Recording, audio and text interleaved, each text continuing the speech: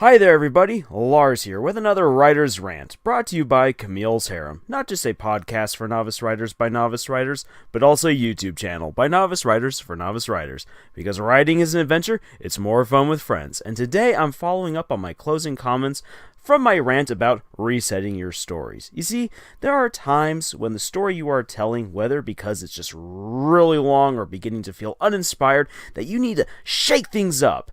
And I relied on the recent storytelling going on in the game Destiny to help illustrate my point. However, there are honestly moments when we have to admit to ourselves that our stories suck.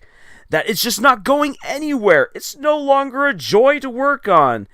And when that happens, we feel like, well, I'm a failure, I suck at writing, time to hang up the towel and never sit down to create ever again. If you're telling yourself that, for one thing, stop it!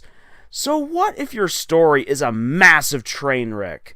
Set it aside, take a breather, seek out some inspiration, and get to writing something else for a change.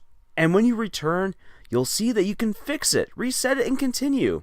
But if you can't, well then it's time to restart it.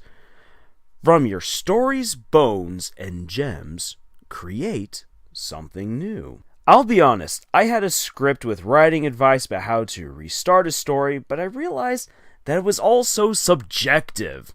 And I am a novice writer after all. My word isn't storytelling gospel inscribed in stone.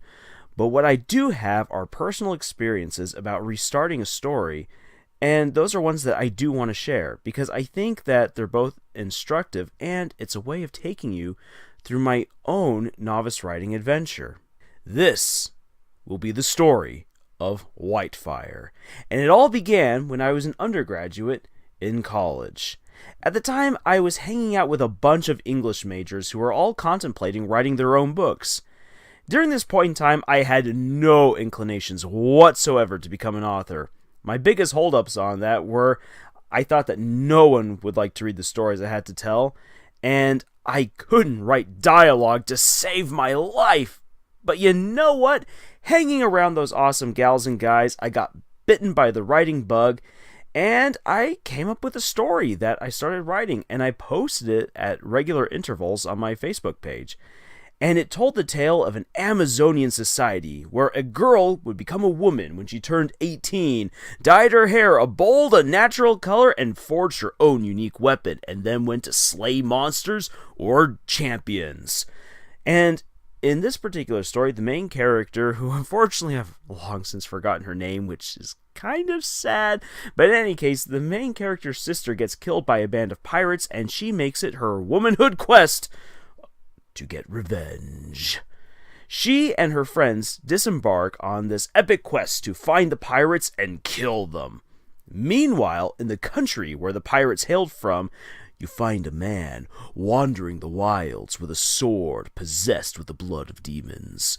He was a monster on the battlefield, and he had become addicted to the touch of his own sword and to murder. He meets a young nobleman trying to free the princess of the land that he loves from a wedding and a marriage she doesn't want. The possessed man agrees that he will help out this young nobleman because it gives him a chance to murder more people. And the guy who the princess is set to marry is actually a cruel sorcerer in disguise, posing as a well-to-do nobleman.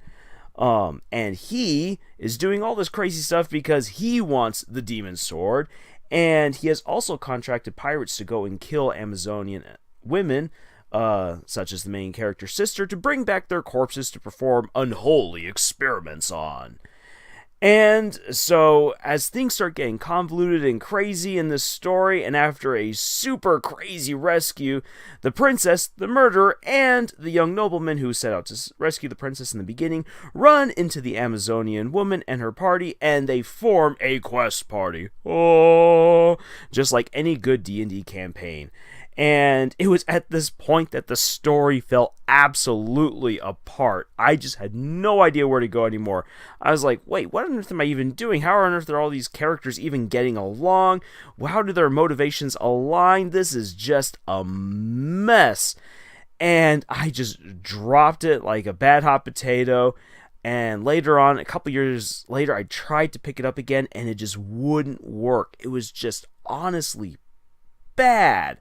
And so I scrapped the whole story, and I didn't return to it until Camille's Harem got started up. You see, Nathan and Camille were beginning their first books, which are both about dragons and epic quests. And when I looked at what I was doing, I realized I don't have any dragons in my stories whatsoever, and I felt really left out.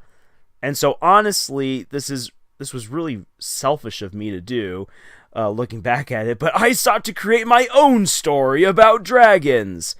And this became Whitefire.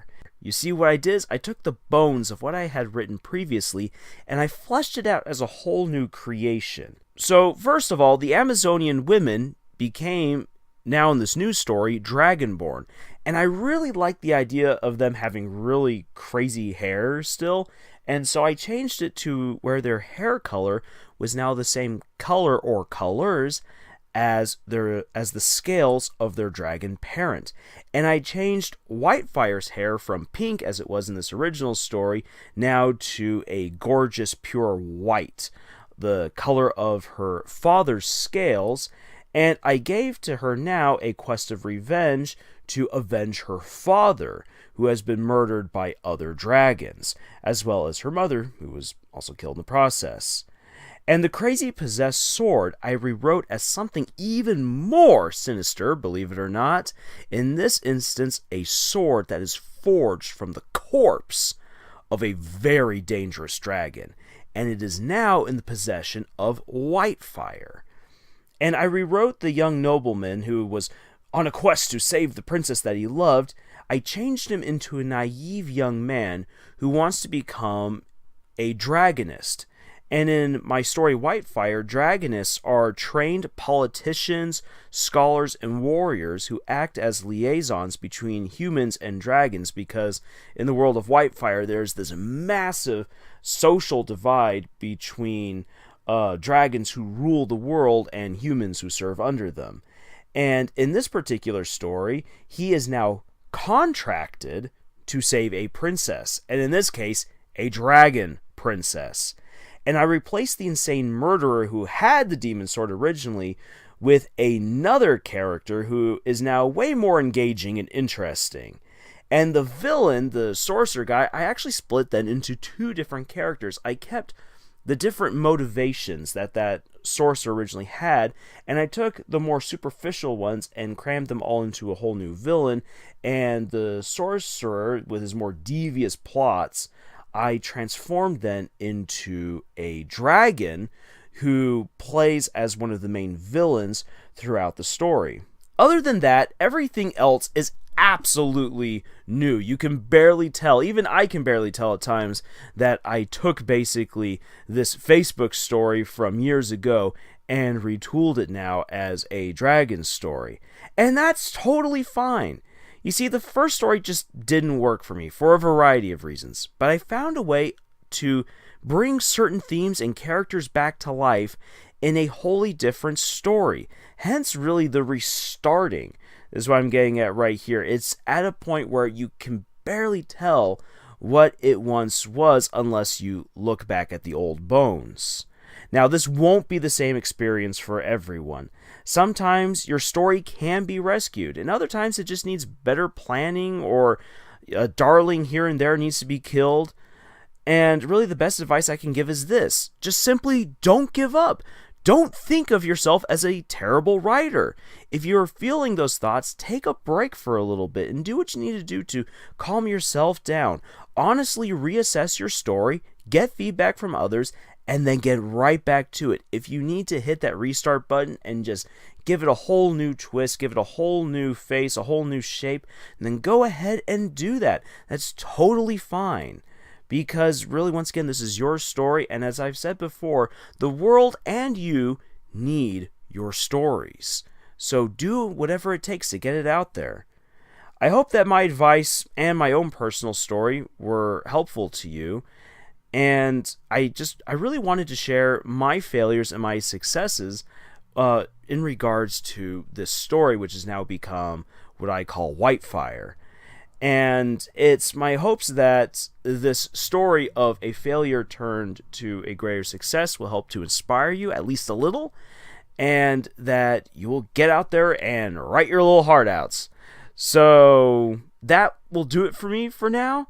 If you want more concrete writing advice, which I highly recommend, and some great laughs to boot, please check out our podcast, Camille's Harem, on Podbean, iTunes, and Google Play. Trust me, you will really want to do this because our episodes are actually pretty fantastic, and it's really great to hear a bunch of novice writers talk things out together, because sometimes you really get the best advice and the best insight when people are having an honest dialogue with each other, and that's one of the things that we really try to do as Camille's Harem. We also have writing exercises for you to try out on our Pinterest page, and we have some fun art up on our Tumblr. Some stuff especially tied to one of the stories I've recently been posting for, Miss Ventures, which I really hope you go and try out. Links for that story are in the description, as well as links to all of our other sites, especially to the other stories that Jed and Camille are working on, which are up on Royal Road. And finally, as always, I am begging you to please send us links to terrible fanfics via our Twitter at Camille's Harem so that we can do epic readings of them for your entertainment. And until our next video, tschüss.